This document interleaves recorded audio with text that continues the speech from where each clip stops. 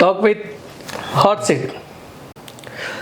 ನಮಸ್ಕಾರ ಕರುನಾಡ ವೀಕ್ಷಕರೇ. ಆದರೆ ನಮ್ಮಲ್ಲಿರುವಂಥ ಶಕ್ತಿ ನಾವು 3 ವರ್ಷ ಅಷ್ಟನ್ನು ಪಾಲಿಸಿದ್ರೆ ಸಾಕು, ಅದನ್ನು ಕರೆಕ್ಟಾಗಿ ಮಕ್ಕಳ ಜೊತೆ ಬೆಳೆಸಿದ್ರೆ ಸಾಕು.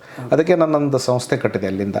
ಅದೇನು ಗ್ರೀನ್ ಕರ್ನಾಟಕ ಅಸೋಸಿಯೇಷನ್ ಅಂತ ಮಾಡಿ ಲೈಕ್ ಮೈಂಡೆಡ್ ನನ್ನ ಬಾಲ್ಯದಿಂದನೇ ಯಾರ್ಯಾರು ಟಚ್ ಇದ್ರು ಅವ್ರನ್ನ, ಆದಮೇಲೆ ಈ ನಮ್ಮ ಪರಿಸರಕ್ಕೆ ಅಂಟುಕೊಂಡಂಥವ್ರನ್ನ ಹೊಸಬ್ರನ್ನ ಒಂದು ಇಬ್ಬರನ್ನ, ಈ ರೀತಿ ನಾನೊಂದು 11 ಜನರನ್ನ ಟೀಮ್ ಮಾಡಿಕೊಂಡು ನಾನೊಂದು ಸಂಸ್ಥೆಯನ್ನು ಓಪನ್ ಮಾಡಿ, ಆ ಸಂಸ್ಥೆಯಲ್ಲೂ ಕೂಡ ನಾನೊಂದು ಫಸ್ಟ್ ಮೀಟಿಂಗ್ ತೊಗೊಂಡಾಗ ನಾನು ಎಲ್ಲರೂ ಅಭಿಪ್ರಾಯ ತೊಗೊಂಡು ಒಂದು ನಿರ್ಣಯಕ್ಕೆ ಬಂದ್ವಿ. ಯಾರ ಹತ್ರ ನಾವು ದುಡ್ಡು ಇಸ್ಕೊಳ್ಳೋಂಗಿಲ್ಲ, ಸಂಸ್ಥೆ ಒಳಗೆ ರೆಸಿಟ್ ಬುಕ್ ಮಾಡೋಂಗಿಲ್ಲ, ರೆಸಿಟ್ ಬುಕ್ ತರೋಂಗಿಲ್ಲ. ಈ ರೀತಿ ಒಂದು ಮಾಡಿ ಇಲ್ಲಿವರೆಗೂ ಒಂದು 36,000 ಗಿಡಗಳನ್ನು 10 ವರ್ಷದ ಕಾಲದಲ್ಲಿ ನಾವು ನಮ್ಮ ಸಂಸ್ಥೆ ಆದಮೇಲೆ, ಸಂಸ್ಥೆಗಿಂತ ಮುಂಚೆನೂ ಕೂಡ ನಾವು ಒಂದಿಷ್ಟು ಪ್ಲಾಂಟೇಶನ್ ಮಾಡಿದ್ವಿ. ನಮ್ಮ ಸಂಸ್ಥೆ ಆದಮೇಲೆ 10 ವರ್ಷದ, ಇವಾಗ 11ನೇ ವರ್ಷ ಸ್ಟಾರ್ಟ್ ಆಗಿದೆ ರೀ. ಮೊನ್ನೆ ಮಾರ್ಚಕ್ಕೆ ನಮಗೆ 10 ವರ್ಷ ಕಂಪ್ಲೀಟ್ ಆಯಿತು, 11ನೇ ವರ್ಷ ಸ್ಟಾರ್ಟ್ ಆಯಿತು. ಅದಕ್ಕೆ ಇಲ್ಲಿ ಒಬ್ಬರು ವ್ಯಾಪಾರಸ್ಥರು ಗಣ್ಯ ವ್ಯಕ್ತಿ ನಾನು ಕರೆದು ಒಂದು ಮಾತು ಹೇಳಿದರು, ಪ್ರತಿ ವರ್ಷ ನಂದು CSR ಫಂಡ್ ಇರ್ತದೆ, ನೀವೊಂದು 20 ರಿಂದ 25 ಲಕ್ಷ ತೊಗೊಂಡು ಹೋಗ್ರಿ, ನೀವು ಯಾಕೆ ತೊಗೊಳ್ಳೋದಲ್ಲ ದುಡ್ಡು ಅಂತ ಕೇಳಿದ್ರು. ಇಲ್ಲ ಸರ್, ನಮ್ಮ ಹತ್ರ 12A ಮತ್ತು ATG ಲೈಸೆನ್ಸ್ಗಳೂ ಇಲ್ಲ, ಮತ್ತು ಅದು ಇಂಟ್ರೆಸ್ಟು ಇಲ್ಲ, ನೀವು ಮಾಡಲೇಬೇಕು ಅನ್ನೋಂಥ ಅವ್ರಿಗೆ ಫೋರ್ಸ್ ಮಾಡಿ ನಮಗೆ ಈ ವರ್ಷ ನಮಗೆ 12A ಮತ್ತು ATG ಲೈಸೆನ್ಸ್ ಫೋರ್ಸ್ ಮಾಡಿ ಮಾಡಿಸಿದ್ದಾರೆ. ಇನ್ನು ನಾವು ಪ್ರತಿ ವರ್ಷ ಒಂದು ಇವೆಂಟ್ ಮಾಡ್ತೀವಿ, ರನ್ ಫಾರ್ ನೇಚರ್ ಅಂಥೇಳಿ. ಅದು ಒಂದು ಓಟ, ಅದು ಜನರಿಗೆ ಒಂದು ಅರಿವು ಮೂಡಿಸುವ ಕಾರ್ಯಕ್ರಮ. ಇದರಲ್ಲಿ ಹೆಚ್ಚೇನು ಇದಿರೋದಿಲ್ಲ. ಕೇವಲ ನಾವು ಎಲ್ಲ ಟಾರ್ಗೆಟ್ ಮಾಡೋದು ಜಾಸ್ತಿ ಸ್ಕೂಲ್ಸು ಮತ್ತು ಕಾಲೇಜಸ್. ಸ್ಕೂಲ್ಸ್ ಅಂದರೂ ಕೂಡ 8th 9th 10th ಅಂದರೆ ಸೆಕೆಂಡ್ರಿ. ಈ ಪರಿಸರಕ್ಕೆ ಏನು ಜೂನ್ 5ನೇ ತಾರೀಕು ಪರಿಸರ ದಿನಾಚರಣೆ ಅಂತ ಏನು ಹೇಳ್ತೀರಿ, ಆ ಪರಿಸರ ದಿನಾಚರಣೆ ಅಂಗವಾಗಿ ಆ ಕಾರ್ಯಕ್ರಮವನ್ನು ಹಮ್ಮಿಕೊಳ್ತೀವಿ. ಆ ಕಾರ್ಯಕ್ರಮದಲ್ಲಿ ಒಂದು ಏನಪ್ಪ ಪ್ಲಸ್ ಪಾಯಿಂಟು ಅಂತಂದರೆ, ಈ ಯಂಗ್ ಜನ್ರೇಷನ್ ಏನಿದೆ ಅಂದರೆ ಈ 8th 9th 10th plus PUC 1 ಇಂದ ಕಾಲೇಜಿಂದ ಹಿಡ್ಕೊಂಡು ಡಿಗ್ರಿವರೆಗೂ ಎಲ್ಲ ಕಾಲೇಜಸ್ ಮ್ಯಾಕ್ಸಿಮಮ್ ನಮ್ಮ ಕಡೆ ಎಷ್ಟಾಗುತ್ತೋ ಅಷ್ಟು ಎಲ್ಲ ಕಾಲೇಜುಗಳನ್ನು ನಾವಲ್ಲಿ ಎನ್ರೋಲ್ ಮಾಡಿಸಿ ಇನ್ವೈಟ್ ಮಾಡಿ ಅವ್ರಿಗೆ ಏನು ಹೇಳ್ತೀವಿ ಅಂದರೆ, ನೀವು ಈ ರನ್ ಫಾರ್ ನೇಚರ್ ಅನ್ನುವಂಥ ಕಾರ್ಯಕ್ರಮದಲ್ಲಿ ಪಾರ್ಟಿಸಿಪೇಟ್ ಮಾಡಿ. ಅಲ್ಲಿ ಪರಿಸರದ ಬಗ್ಗೆ ಹಿತನುಡಿಗಳನ್ನು ಮನಮುಟ್ಟುವಂತೆ ಮಾತಾಡುವಂಥ ಸೆಲೆಕ್ಟೆಡ್ ಗೆಸ್ಟನ್ನು ಕರೆಸ್ತೀವಿ. ಅವರಿಗೆ ಒಂದು 20 ನಿಮಿಷ ನೀವು ಮಾತಾಡ್ರಿ ಅಂತ ಹೇಳ್ತೀವಿ. ಅದಕ್ಕೆ ಈಗ 3 ವರ್ಷದ ಕೆಳಗಡೆ ಫಸ್ಟ್ ಮಾಡಿದ್ವಿ. ಫಸ್ಟ್ ಮಾಡಿದಾಗ ನಾವು ಕರೆಸಿದ್ದು ಯಾರನ್ನ ಅಂದರೆ, ನಾವು ಸಾಲು ಮರದ ತಿಮ್ಮಕ್ಕ, ಅವರು 112 ವರ್ಷ ಅವಾಗ, ಅವರಿಗೆ 111 ವರ್ಷ 111 ವರ್ಷ ಅವರು ವಯಸ್ಸಿದ್ದಾಗ ಅವರಿಗೆ ಕರೆಸಿದ್ವಿ as a centre of attraction. ಅವ್ರನ್ನ ನೋಡಿದ ಕೂಡ ಜನರಿಗೆ ಪರಿಸರದ ಬಗ್ಗೆ ಅರಿವು ಮೂಡಬೇಕು, ಅವರು ಸಸಿಗಳನ್ನು ಹಚ್ಚಬೇಕು, ಹೆಮ್ಮರವಾಗಿ ಗಿಡವನ್ನು ಬೆಳೆಯುವಂಗೆ ಮಾಡಬೇಕು ಅನ್ನೋಂಥ ಉದ್ದೇಶವನ್ನು ಇಟ್ಕೊಂಡು ಸಾಲು ಮರದ ತಿಮ್ಮಕ್ಕರು 1ನೇ ವರ್ಷ, ಅದ್ರ ಜೊತೆಗೆ ಅವ್ರ ಅಕ್ಕಪಕ್ಕ ಇನ್ನೊಬ್ಬರು ಇರಲಿ ಅಂತ first tree doctor of India, that is Vijay Nishant, ಅವ್ರನ್ನ ಕರೆಸಿದ್ವಿ. ಅವರು ಇಬ್ಬರು ನಮ್ಮ ಚೀಫ್ ಗೆಸ್ಟನ್ನು ಕರೆಸಿ 1ನೇದೊಂದು ಕಾರ್ಯಕ್ರಮ ಮಾಡಿದ್ವಿ. ಸೆಕೆಂಡ್ ಇಯರ್ ಮತ್ತೆ ಕಾರ್ಯಕ್ರಮ ಮಾಡುವಂಥ ಸಂದರ್ಭದೊಳಗೆ ನಾವು ಒಂದು ಪ್ಲ್ಯಾನನ್ನು ಮಾಡಿದ್ವಿ. ಏನಂದರೆ 25,000 ಸಸಿಗಳನ್ನು ನಾವು ಫಾರೆಸ್ಟ್ ಡಿಪಾರ್ಟ್ಮೆಂಟಿಂದ ನಾವೇ ಸ್ವಂತ ಖರೀದಿ ಮಾಡ್ಕೊಳ್ಬೇಕು. ಅದರಲ್ಲಿ 75-25 ಅನ್ನೋ ಪ್ಲ್ಯಾನನ್ನು ಮಾಡಿದ್ವಿ.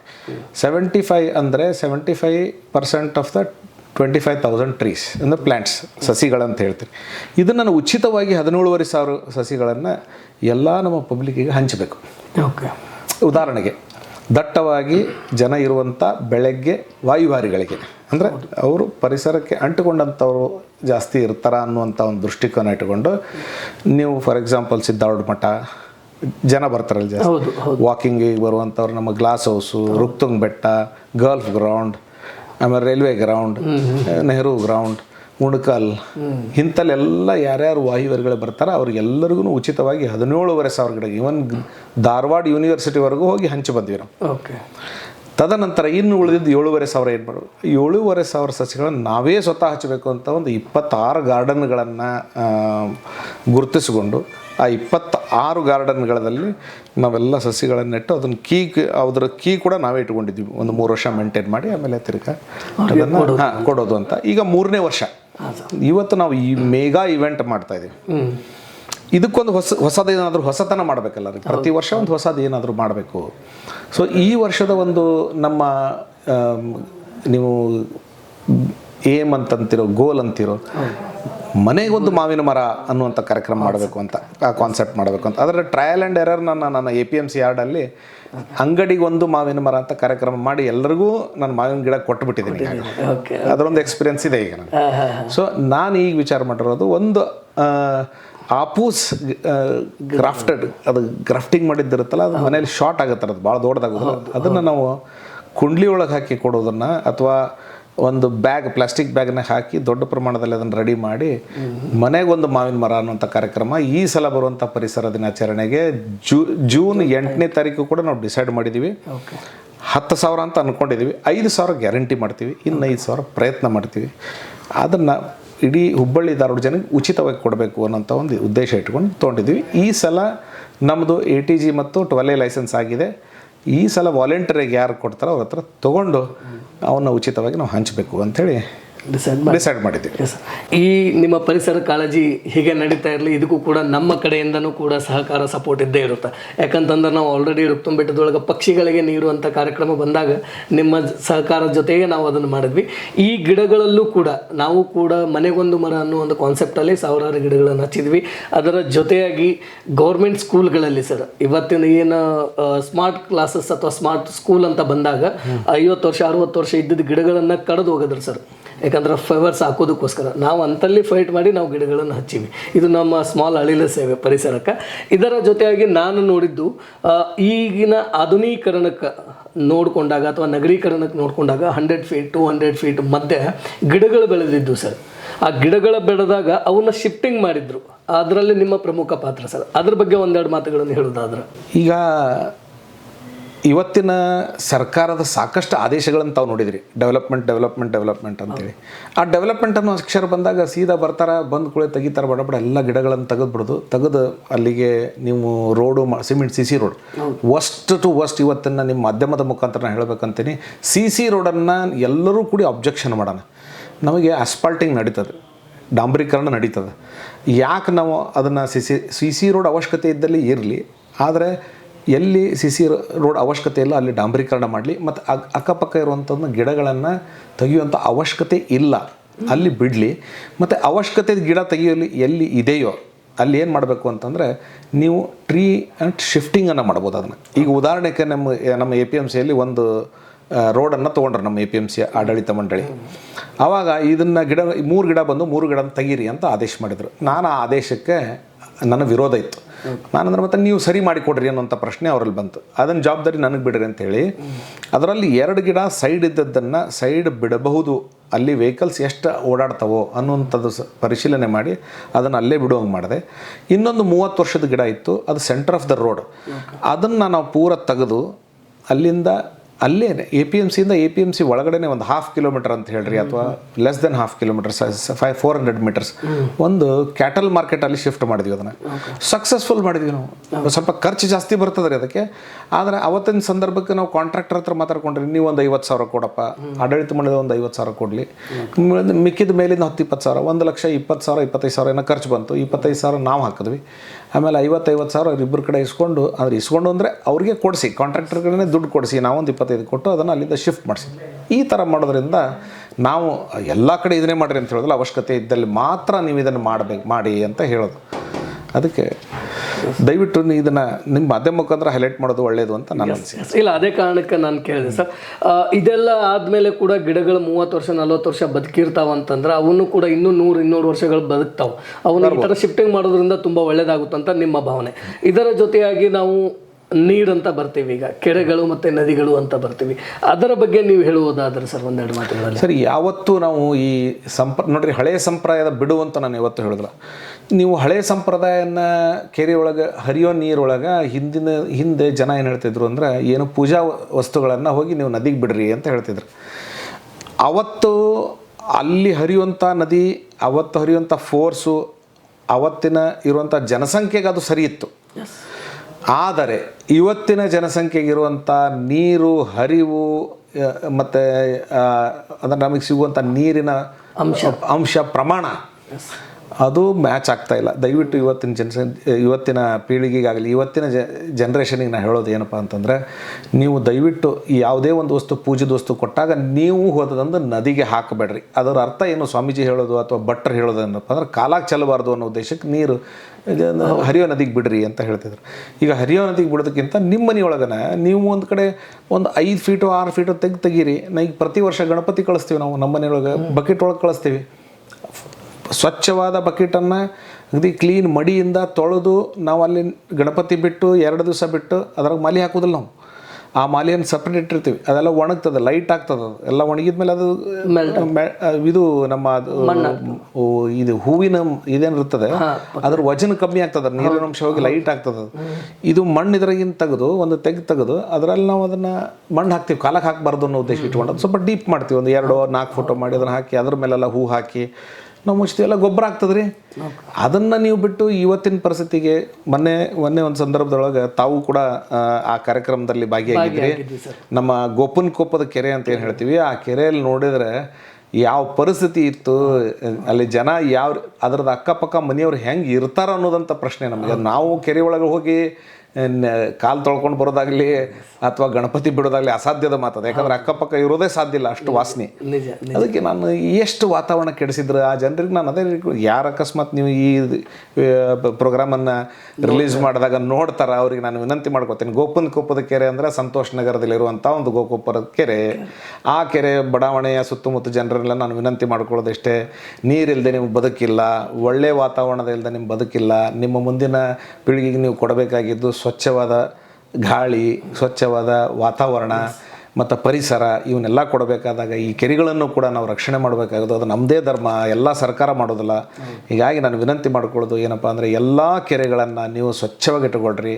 ಅದನ್ನು ನೋಡಿದರೆ ನಿಮಗೆ ಪ್ರೀತಿ ಬರಬೇಕು. ನಿಮ್ಮ ಮನೆಯೊಳಗೆ ಒಂದೇ ಕಡೆ ಆ ಕೆರೆಯಂಗೆ ನೀರಿಟ್ಟು ಹೊಲಸು ಮಾಡ್ಕೊಳ್ತೀರಾ? ಇಲ್ಲ. ಅದಂಗೆ ನಿಮ್ಮ ಮನೆ ಹೆಂಗೆ ಅದು ನಿಮ್ಮ ಮನೆ ಇದ್ದಂಗೆ. ಅದು ನೀವು ಅಲ್ಲೇ ನಿಮ್ಮ ಮಕ್ಕಳು ಅಲ್ಲೇ ಆಟಾಡಿ ಬೆಳಿಬೇಕು. ಹೀಗಾಗಿ ಆ ಕೆರೆಗಳನ್ನು, ಯಾವುದೇ ಕೆರೆಗಳಿರಲಿ, ಕೆರೆಗಳನ್ನು ಸ್ವಚ್ಛ ಮಾಡ್ತಾ ಕೆರೆಗಳನ್ನು ಬದುಕಿಸಿದ ಮಾತ್ರ ಮುಂದಿನ ಪೀಳಿಗೆಗೆ ನಮಗೆ ನಮ್ಮ ಜೀವನ ಇದೆ ಅಂತ ನನ್ನ ಭಾವನೆ. ಅನುಕೂಲ ಆಗುತ್ತೆ ಅಂತ ಅನುಕೂಲ ಆಗುತ್ತೆ. ಎಸ್, ಪರಿಸರದ ಬಗ್ಗೆ ನಾವು ಮಾತಾಯಿತು, ಆರೋಗ್ಯದ ಬಗ್ಗೆ ಆಯಿತು, ಬೆಟ್ಟ ಗುಡ್ಡಗಳು ಮತ್ತು ಕೆರೆಗಳ ಬಗ್ಗೆ ಆಯಿತು. ಸರ್, ಒಟ್ಟಾರೆಯಾಗಿ ನೋಡಿದಾಗ ಸಮಾಜ ಸೇವೆಯ ಜೊತೆಗೆ ನಮ್ಮನ್ನು ನಾವು ತೊಡಗೊಳಿಸ್ಕೊಳ್ಬೇಕು ಅಂತಕ್ಕಂಥ ಮಾತನ್ನು ನೀವು ಹೇಳಿದ್ರಿ. ಅದಕ್ಕೆ ತುಂಬ ನಮ್ಮ ಅಭಿನಂದನೆಗಳನ್ನು ತಿಳಿಸ್ತೀನಿ ಸರ್. ಇದರ ಜೊತೆಯಾಗಿ ನಮ್ಮ ವೀಕ್ಷಕರಿಗೆ ಒಂದೆರಡು ಮಾತುಗಳಲ್ಲಿ ಹೇಳುವುದಾದರೆ, ಟೋಟಲ್ ಆಗಿ ಸೋಷಿಯಲ್ ವರ್ಕ್ ಬಿಟ್ಟು ಈ ಪರಿಸರ, ನೀರು, ಗಾಳಿ, ಅದರ ಬಗ್ಗೆ ಒಂದೆರಡು ಮಾತುಗಳನ್ನು 1-2 ಲೈನಲ್ಲಿ ಏನು ಹೇಳೋದಕ್ಕೆ ಇಷ್ಟಪಡ್ತೀರಿ ಸರ್? ನಾನು ನಿಮ್ಮ ಮಾಧ್ಯಮದ ಮುಖಾಂತರ ನಿಮ್ಮ ವೀಕ್ಷಕರಿಗೆ ನಾನು ಹೇಳೋದಿಷ್ಟೇ, ಎಲ್ಲರೂ ಕೂಡ 1 ಗಂಟೆ ಟೈಮ್ ಕೊಡಿ. ನೀವು ನಿಮ್ಮ ಜೀವನದಲ್ಲಿ ಡೈಲಿ ಬೆಳಗ್ಗೆ 1 ಗಂಟೆಗೆ ನೀವು ವಾಕಿಂಗ್ ಹೋಗ್ತಿರೋ ಅಥವಾ ಅದೇ ರೀತಿ ನೀವು ಇದಕ್ಕೆ 1 ಗಂಟೆ ಟೈಮ್ ಕೊಡ್ರಿ. 1 ಗಂಟೆ ದಿವ್ಸಕ್ಕೆ ಕೊಡೋಕ್ಕಾಗ್ತಿದ್ರೆ ವಾರಕ್ಕೆ 1 ಗಂಟೆ ಕೊಡ್ರಿ ಟೈಮ್. ಇಲ್ಲಪ್ಪ ಅಂದರೆ ಅದಕ್ಕೆ ತಿಂಗಳಿಗೆ 1 ತಾಸು ಕೊಡ್ರಿ ಟೈಮ್. 1 ತಾಸು ನೀವು ಪರಿಸರಕ್ಕೆ ಕೊಟ್ಟದ್ದೇ ಕರೆ ಆದರೆ, ಪ್ರತಿಯೊಬ್ಬರು, ನಮ್ಮ ಹುಬ್ಬಳ್ಳಿ ಧಾರವಾಡ ಜನಸಂಖ್ಯೆ 14 ಲಕ್ಷ. ನಾವು ಪ್ರತಿ ವರ್ಷ 14 ಲಕ್ಷ ಗಿಡಗಳನ್ನು ಹಚ್ಚಿ ನಮ್ಮ ಊರನ್ನೇ ಊಟಿಯಾಗಿ ಮಾಡ್ಬೋದು ಅಂತ ಅನ್ನೋಂಥ ವಿಶ್ವಾಸ ನನಗಿದೆ. ಅದಕ್ಕೆ ನಾನು ನಿಮ್ಮ ಜನರಲ್ಲಿ ಹೇಳೋದಿಷ್ಟೇ, ನೀವು ಕಾರಣಾಂತರದಿಂದ birthday, death day, anything, anniversary, ನಾನು ನಿಮ್ಮ ಮಾಧ್ಯಮದ ಮುಖಾಂತರ ನಾನು ವೀಕ್ಷಕರಿಗೆ ಹೇಳೋದಿಷ್ಟೇ, ತಾವೆಲ್ಲ ಸಾರ್ವಜನಿಕರು ಗಿಡ ಹಚ್ಚೋದನ್ನು ಪ್ರಾಮುಖ್ಯತೆ, ಅದನ್ನು ಪ್ರಯಾರಿಟಿ, ಫಸ್ಟ್ ಪ್ರಯಾರಿಟಿ. ಇವತ್ತಿನ ತಾಪಮಾನ ಇವತ್ತು 40-42 ತಾವು ಡಿಗ್ರಿ ನೋಡಿದ್ರಿ. 47, 48, 50 ಹಿಂಗೆ ಟಚ್ ಆದರೆ ಬದುಕೋದಕ್ಕೆ ಕಷ್ಟ ಇದೆ ನಮಗೆ. ಅದಕ್ಕೆ ಅಟ್ಲೀಸ್ಟ್ ನಾವು ಬದುಕಲಿಕ್ಕಾದರೂ, ನಮ್ಮ ಕುಟುಂಬಗಳ ಸದಸ್ಯರು ಬದುಕಲಿಕ್ಕಾದರೂ ನೀವು ಅಟ್ಲೀಸ್ಟ್ ಒಂದು 4-5 ಗಿಡ ನಿಮ್ಮ ಮನೆ ಸುತ್ತಮುತ್ತ ಹಚ್ಕೊಳ್ರಿ. ಒಳ್ಳೆಯ ವಾತಾವರಣ, ಒಳ್ಳೆ ಆಕ್ಸಿಜನ್ ಸಿಗ್ತದೆ. ಇದನ್ನು ಮೀರಿ ಇನ್ನೊಂದು ಮಾತು ಹೇಳ್ತೇನೆ ತಮಗೆ, ಗಿಡಗಳನ್ನು ನಿಮಗೆ ಹಚ್ಚಲಿಕ್ಕೆ ಆಗದೇ ಇದ್ದಲ್ಲಿ ನೀವು ಹೋಗುವಾಗ ಯಾವುದಾದ್ರೂ ಒಂದು ಇನ್ಸಿಡೆಂಟ್ ನಡೀತಿರ್ತದೆ, ಯಾರೋ ಗಿಡ ಕಡಿತಿರ್ತಾರೆ, ನೀವು ಮಾಡಬೇಕಾಗಿದ್ದು ಇಷ್ಟೇ, ಏನು ಮಾಡಬೇಡ್ರಿ, ನೀವು ಅದನ್ನು ಸಂಪೂರ್ಣವಾಗಿ ವಿಡಿಯೋ ತೊಗೊಂಡ್ರಿ, ಫೋಟೋಸ್ ತೆಗೀರಿ. ಒಂದು 30 ಸೆಕೆಂಡ್ಸ್ ಟು 1 ಮಿನಿಟ್ ಅದು ವಿಡಿಯೋ ತೆಗೀರಿ, ಫೋಟೋಸ್ ತೆಗೀರಿ. ಇಮ್ಮಿಡಿಯೇಟ್ ನೀವು ಗೂಗಲಲ್ಲಿ ಚೆಕ್ ಮಾಡಿದರೆ RFO ಸಿಗ್ತದೆ, RFO ನಂಬರ್ ಇರ್ತದೆ, DFO ನಂಬರ್ ಇರ್ತದೆ. ಅವರಿಗೆ ನೀವು ಇಮಿಡಿಯೇಟ್ ಆ ಲೊಕೇಶನ್ ಹಾಕಿ ಕಂಪ್ಲೇಂಟ್ ಮಾಡಿರಿ. ಆಮೇಲೆ ಪರಿಸರ ಪ್ರೇಮಿಗಳು ಯಾರೇ ನಿಮಗೆ ಪರಿಚಯ ಇರಲಿ, ಅವ್ರಿಗೆ ಒಂದಿದ್ದು ಮೆಸೇಜ್ ಕಳಿಸಿ, ಪ್ಲೀಸ್ ಇದನ್ನು ಆ್ಯಕ್ಷನ್ ತೊಗೊಳ್ರಿ ಅಂತ ಒಂದು ಮೆಸೇಜ್ ಟೈಪ್ ಮಾಡಿ ನೀವು ಹಾಕ್ತಾ ಹೋಗ್ರಿ. ನೋಡ್ರಿ, ಬರೀ ನೀವು ಆ ಗಿಡಕ್ಕೆ ಹಚ್ಚಕ್ಕಾಗದಿದ್ರು ಕಡಿಯೋರಿಗೆ ನೀವು ಅಪೋಸ್ ಮಾಡ್ತಾ ಬಂದರೆ ನಾವು ನಮ್ಮ ಹುಬ್ಬಳ್ಳಿಯನ್ನು ಈಗ ತಮಗೆ ಹೇಳ್ದಂಗೆ ನಾವು ಊಟಿಯನ್ನು ಮಾಡಲೇಬಹುದು ಅಂಥೇಳಿ ಈ ವಿಷಯನ ನಿಮ್ಮ ಮುಖಾಂತರ ನಾನು ಜನರಿಗೆ ಹೇಳೋಕ್ಕೆ ಇಚ್ಛಪಡ್ತೀನಿ. Sir thank you sir. ಇದರ ಜೊತೆಯಾಗಿ ಬಂದಾಗ ಇವತ್ತಿನ ದಿನ ನಮ್ಮ talk with our seat programme ಬಂದಿದ್ದೀರಿ, ಮಧುರ ಮನಸ್ಸಿನ ಮಾತುಗಳನ್ನು ಕೂಡ ನಮ್ಮ ವೀಕ್ಷಕರಿಗೆ ಹೇಳಿದಿರಿ. ನಮ್ಮ ಈ ಪುಟ್ಟ ಪ್ರಯತ್ನ ಅಳಿಲು ಸೇವೆಯ ಪ್ರಯತ್ನಕ್ಕೆ ನಿಮ್ಮ ಟಾಕ್ ವಿತ್ ಅವರ್ ಸೀಟ್ ಬಗ್ಗೆ ಒಂದೆರಡು ಮಾತುಗಳನ್ನು ಹೇಳೋದಾದ್ರೆ ಹೇಳೋದಕ್ಕೆ ಇಷ್ಟಪಡ್ತೀನಿ ಸರ್. ನಿಮ್ಮನ್ನು ನಾನು ಫಸ್ಟ್ ಟೈಮ್ ನಮ್ಮ ರೊಕ್ತಂಗ ಬೆಟ್ಟದಲ್ಲಿ ನೋಡಿದಾಗ ಏನು ಆ ಬೇಸಿಗೆ ಕಾಲದಲ್ಲಿ ಒಂದು ಮೂಕ ಪ್ರಾಣಿಗೆ ನೀವೇನು ನೀರು ಕುಡಿಸ್ಬೇಕು, ಅಲ್ಲಿ ನೀರಿನ ವ್ಯವಸ್ಥೆ ಮಾಡಬೇಕಾದಕ್ಕಂತೇನು ಬಂದಾಗ ಅವತ್ತ ನಿಮ್ಮ ಮನಸ್ಸನ್ನು ಅರ್ಥ ಮಾಡಿಕೊಂಡೆ ಜೀವನದಲ್ಲಿ ಏನೋ ಒಂದು ಸಾಧನೆ ಮಾಡಬೇಕು ಅಂತ ತಾವು ಬಂದ್ರಿ. ಬಟ್ ನೀವೊಂದು ಚಾಯ್ಸ್ ಮಾಡಿರೋಂಥ ಫೀಲ್ಡ್ ಸೋಷಿಯಲಲ್ಲಿ ಯಾರು ಇರ್ತಾರೆ ಅವ್ರನ್ನೂ ಕೂಡ ಹೈಲೈಟ್ ಮಾಡಬೇಕು, ಮತ್ತು ನಿಮ್ಮದೊಂದು ಸ್ಟುಡಿಯೋದಲ್ಲಿ ನಿಮ್ಮ ಹಾಟ್ ಸೀಟನ್ನು ಫುಲ್ ಹಾಟಾಗೇ ಇಡಬೇಕು ಯಾವಾಗಲೂ ಅನ್ನೋಂಥ ಉದ್ದೇಶ ಇಟ್ಕೊಂಡು ನೀವು ಮಾಡಿದ್ರಿ ಅಂತ ಗೊತ್ತಾಯಿತು. ಫಸ್ಟ್ ಟೈಮ್ ನಿಮ್ಮ ಸ್ಟುಡಿಯೋಕ್ಕೆ ನಾನು ಎಂಟರ್ ಆಗಿದ್ದೀನಿ. ದೇವರಲ್ಲಿ ನಾನು ಪ್ರಾರ್ಥನೆ ಮಾಡ್ಕೊಳೋದಷ್ಟೇ, ನಾನು ನೆಕ್ಸ್ಟ್ ಟೈಮ್ ಬರ್ಬೇಕಾದ್ರೆ ಎಲ್ಲ ಹಾಟ್ ಸ್ಟಾರ್ಸ್ ಅಂತ ಏನು ಹೇಳ್ತೀನಿ, ಸ್ಟಾರ್ ಅವರುಗಳು ನಿಮ್ಮಲ್ಲಿ ಒಂದು 20 ಚೇರ್ ಆಗಲಿ, ಆ 20 ಚೇರಿಗೆ ಬೇಕಾದಷ್ಟು ದೊಡ್ಡ ಸ್ಟುಡಿಯೋ ಆಗಲಿ, ಅದನ್ನು ಊರು ಜನರು ಹೊಗಳೋಂಗಾಗಲಿ, ನೀವು ಮಾಡಿದಂಥ ಕೆಲಸನೂ ಕೂಡ ಹೊಗಳೋಂಗಾಗಲಿ, ಸೋಷಲ್ದಲ್ಲಿ ಕೆಲಸ ಮಾಡೋವಂಥವ್ರಿಗೆ ಪ್ರೇರಣೆ ಸಿಗಲಿ, ಅವರು ಕೂಡ ನಿಮ್ಮ ಹಾಟ್ ಸೀಟ್ ಕುಂತ ಮೇಲೆ ಇನ್ನೂ ಹೆಚ್ಚಿನ ಕೆಲಸ ಮಾಡಲಿ ಅಂಥೇಳಿ ನಾನು ನಿಮಗೆ ತುಂಬ ಹೃದಯದಿಂದ ಹಾರೈಸ್ತೇನೆ. Yes sir. ನಮ್ಮ ಈ ಟಾಕ್ ವಿತ್ ಹಾಟ್ ಸೀಟ್ ಕಾರ್ಯಕ್ರಮಕ್ಕೆ ಬಂದು ಪರಿಸರದ ಬಗೆಗಿನ ಮಾತುಗಳನ್ನು ನಮ್ಮ ವೀಕ್ಷಕರಿಗೆ ಹೇಳಿ ಅವರಿಗೆ ಮಾತುಗಳನ್ನು ತಿಳಿಸಿದ್ರಿಂದ ಈ ಟಾಕ್ ವಿತ್ ಹಾಟ್ ಸೀಟ್ ಕಾರ್ಯಕ್ರಮಕ್ಕೆ ಬಂದಿದ್ದಕ್ಕೆ ತಮಗೆ ತುಂಬ ಧನ್ಯವಾದಗಳು ಸರ್. ಧನ್ಯವಾದ sir. Thank you very much.